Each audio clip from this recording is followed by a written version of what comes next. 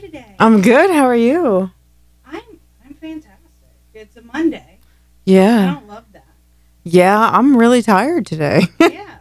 I think we all had like long weekends, you know? Yeah.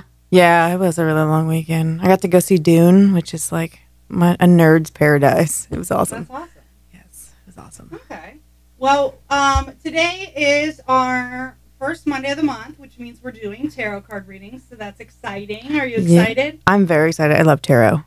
Why do you love tarot so much?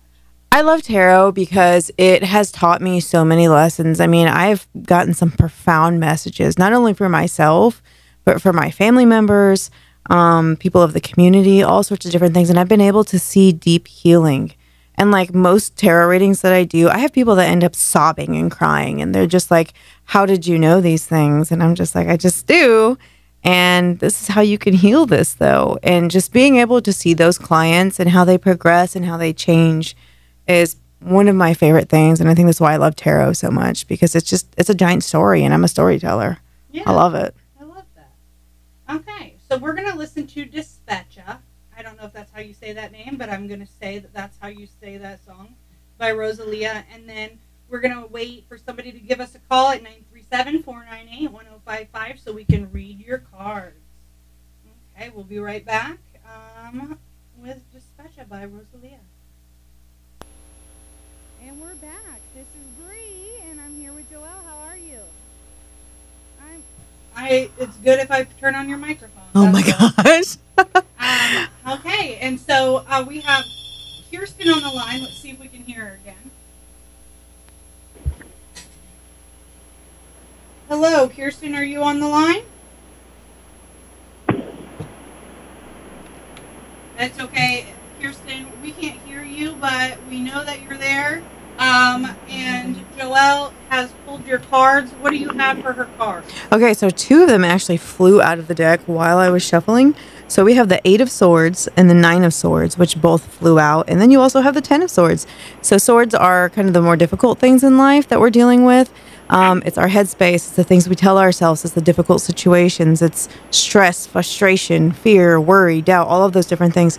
And when we have the 8 of Swords, it just tells us to be calm in a situation, be cool. Don't feel like you're trapped in a place of just unmovable energy, because right now you're being asked to release all of that energy and know that no matter what happens within that situation, that you're going to get your power back, you're going to get your voice back, and that things are going to work out the way they're supposed to.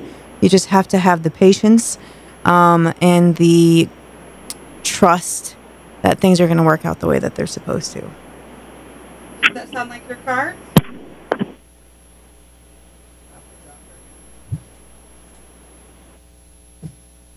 Okay. Well, anyways, thank you, JoElle, for reading those cards for her. I think that's really exciting.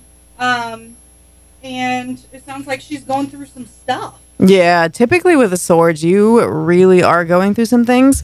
Swords are not my favorite cards to pull out of the deck because they're a little mean. Yeah, they are mean. Yeah. I keep pulling out the Fool. Oh, the Fool's a good card though. I know, but it makes me feel like it's not because it's called the Fool. Well, if you think about so in tarot, it's called the Fool's Journey, and that's through the major arcana. The Fool's Journey symbolizes the process of rebirth and renewal within inside of ourselves. So when we keep pulling the Fool card, it means we're about to have a kerplunk, if you want to say, a deep dive of death within ourselves, death within a situation, and we're about to be rebirthed into something different. So it's literally packing up everything and moving on. Yeah. Well, that's scary. It can be scary because new beginnings are terrifying. They are. But when we stay stuck in a place for too long, that we know we're not going to grow and we know that things aren't going to work the way that we would like them to, it's time for us to embrace the new beginning of the Fool, because it's almost like the rabbit. Rabbits are new beginnings. They come out in springtime. They are rebirth, renewal, regeneration. So we have to accept that it's going to happen regardless. If you like it or not, it's going to happen. Yeah. But you just have to kind of surrender to it and see what happens next. Because the Fool's Journey can be very beautiful. Yes, there is chaos. There is turmoil. some earthquake shaken stuff, but ultimately you end up at the world card. And that's where you want to be in that journey. Awesome. Well, you know what? Thank you again for being on the show. Like always, it's always a pleasure. Yeah, thank you for having me. No problem. All right, we'll be back. Coming up next is Love Not Me by Jack Harlow.